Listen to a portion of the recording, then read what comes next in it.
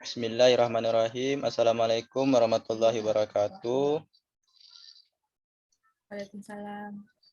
Puji syukur kehadiran Allah Subhanahu wa taala yang telah melimpahkan rahmat dan karunia-Nya sehingga kita bisa berkuliah pada hari ini. Salawat serta salam kita hadiahkan kepada junjungan alam yaitu Nabi Muhammad SAW dengan mengucapkan Allahumma shalli ala sayyidina Muhammad wa ala ali sayyidina Muhammad. Baiklah, untuk tidak mempanjang waktu, langsung saja kita ke materi. Di sini kami akan menjelaskan berkaitan dengan asas-asas hukum perdata internasional. Yang pertama akan dijelaskan oleh Widya Ramadhani. Kepada Widya kami persilakan. Baiklah, terima kasih moderator. Asas HPI tentang hukum orang dan keluarga. Perkawinan. Di Indonesia, ketentuan yang mengatur perkawinan yang mengandung elemen asing ini terdapat dalam Undang-Undang Nomor 1 Tahun 1974 tentang perkawinan. Perkawinan yang mengandung elemen asing ini salah satunya adalah perkawinan campuran. Menurut Pasal 57 Undang-Undang Nomor 1 Tahun 1974, perkawinan campuran adalah perkawinan antara dua orang yang di Indonesia tunduk pada hukum yang berlainan karena perbedaan kewarganegaraan dan salah satu pihak kewarganegaraan Indonesia. Asas utama yang berkembang dalam HPI tentang hukum yang harus digunakan untuk mengatur validitas material suatu perkawinan adalah yang pertama asas loci celebrationis yang bermakna bahwa validitas material perkawinan harus ditetapkan berdasarkan kaidah hukum dari tempat di mana perkawinan diresmikan atau dilangsungkan. Yang kedua, asas yang menyatakan bahwa validitas material suatu perkawinan ditentukan berdasarkan sistem hukum dari tempat masing-masing pihak menjadi warga negara sebelum perkawinan dilangsungkan. Asas yang menyatakan bahwa validitas material perkawinan harus ditentukan berdasarkan sistem hukum dari tempat masing-masing pihak berdomisili sebelum perkawinan dilangsungkan. Yang keempat, asas yang menyatakan bahwa validitas material perkawinan harus ditentukan berdasarkan sistem hukum dari tempat dilangsungkannya perkawinan, tanpa mengabaikan persyaratan perkawinan yang berlaku.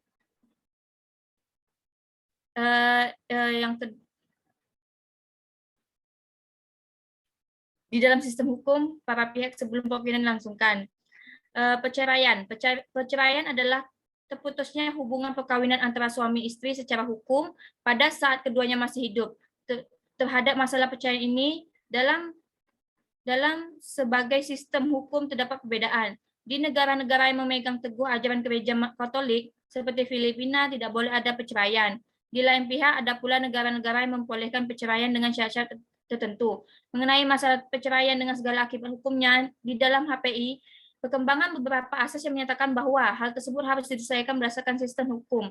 Di dalam HPI, berdasarkan asas yang menyatakan bahwa hal tersebut harus diselesaikan berdasarkan sistem hukum dari tempat, lex loci celebration, joint nationality, joint residence, atau domisili of choice setelah perkawinan, dan tempat diajukannya perceraian atau lex fori.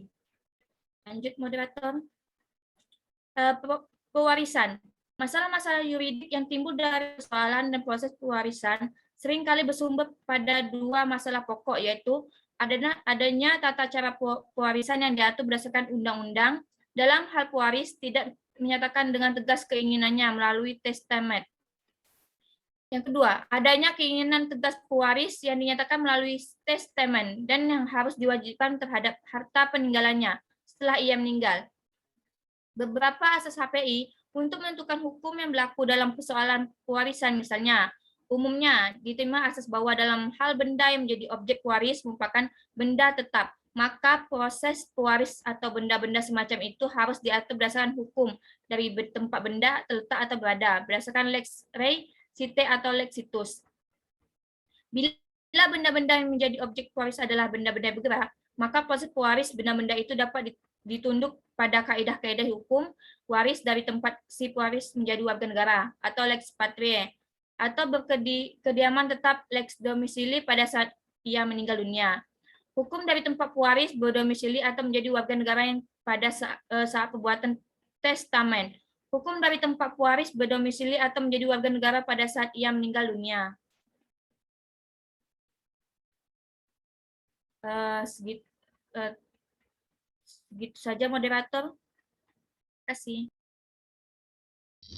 Terima kasih kepada Widya Ramdhani telah menyampaikannya. Selanjutnya akan disampaikan oleh Raimon. Pada Raimon kami persilakan. Baik, terima kasih buat moderator. Asas-asas HPE dalam hukum benda. Di dalam HPE dikenal dua asas utama yang menetapkan bahwa klasifikasi semacam itu harus dilakukan berdasarkan. Yang pertama, hukum tempatan atas benda diajukan atau lex fori, dan hukum tempat benda berada atau terletak atau lex status atau lex resistae. Beberapa asas TPI yang menyangkut penentuan status benda bergerak menetapkan bahwa status benda bergerak ditetapkan berdasarkan yang pertama, hukum tempat pemegang hak atas benda tersebut berkewarganegaraan atau asas nasionalitas. Yang kedua, hukum tempat pemegang hak atas benda tersebut berdomisili atau asas domisili. Yang ketiga, hukum tempat benda terletak atau lex situs. Lanjut moderator. Untuk benda tetap atau benda tidak bergerak, asas umum yang diterima dalam HPE menetapkan bahwa status benda-benda tetap berdasarkan asas lex resistae atau lex situs atau hukum dari tempat benda berada atau terletak.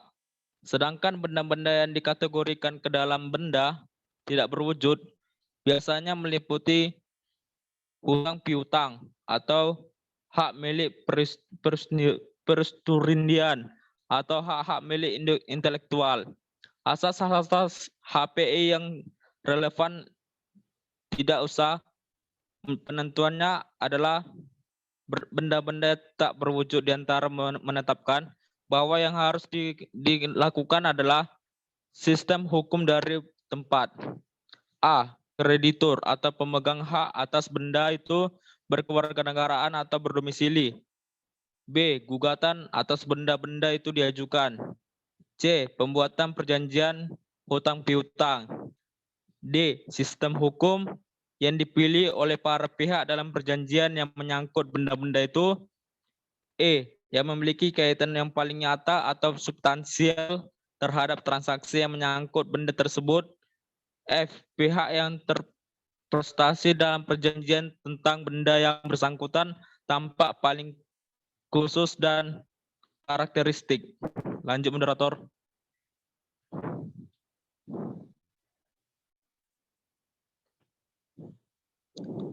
Asas-asas HPE dalam hukum perjanjian.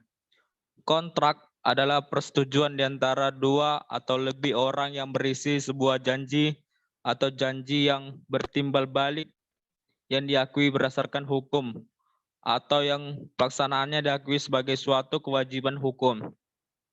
Pada prinsipnya, hukum yang berlaku di dalam kontrak yang mengundang unsur HPE tersebut adalah hukum yang dipilih sendiri oleh para pihak atau pilihan hukum.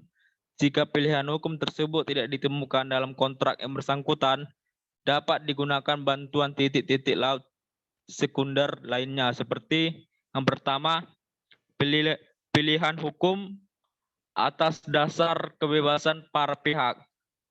Pada dasarnya, para pihak bebas untuk melakukan pilihan hukum dengan mengingat beberapa pembatasan. Yang pertama, tidak bertentangan dengan ketertiban umum. Yang kedua, pilihan hukum tidak mengenai hukum yang bersifat memaksa.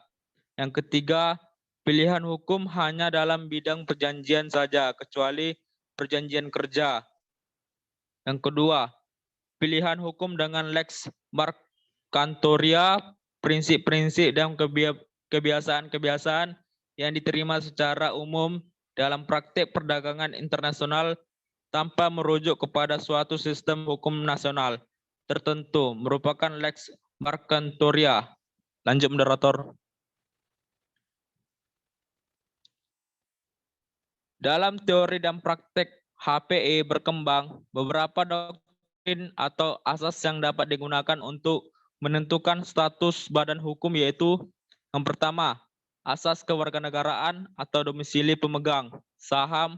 Asas ini beranggapan bahwa status badan hukum ditentukan berdasarkan bukan dari tempat di mana mayoritas pemegang sahamnya menjadi warga negara atau ekspatriat atau berdomisili. Yang kedua, asas country of administration bahwa menyatakan status dan kewarganegaraan yuridik suatu badan hukum harus tunduk pada kaidah-kaidah hukum dari tempat yang merupakan pusat kegiatan administrasi badan hukum tersebut. Yang ketiga, asas place of interpretation.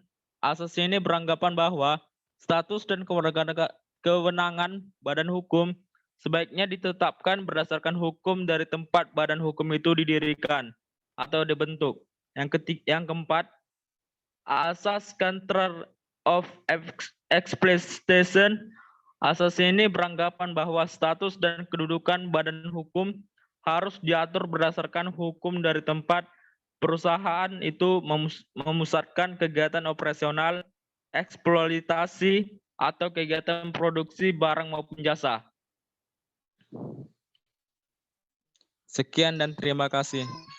Terima kasih kepada kawan-kawan yang telah menyampaikan materi pada hari ini. Maka selesai sudah presentasi yang kami sampaikan pada kelompok kami ini.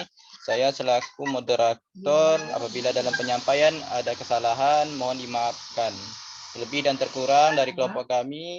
Wassalamualaikum warahmatullahi wabarakatuh. Waalaikumsalam warahmatullahi wabarakatuh.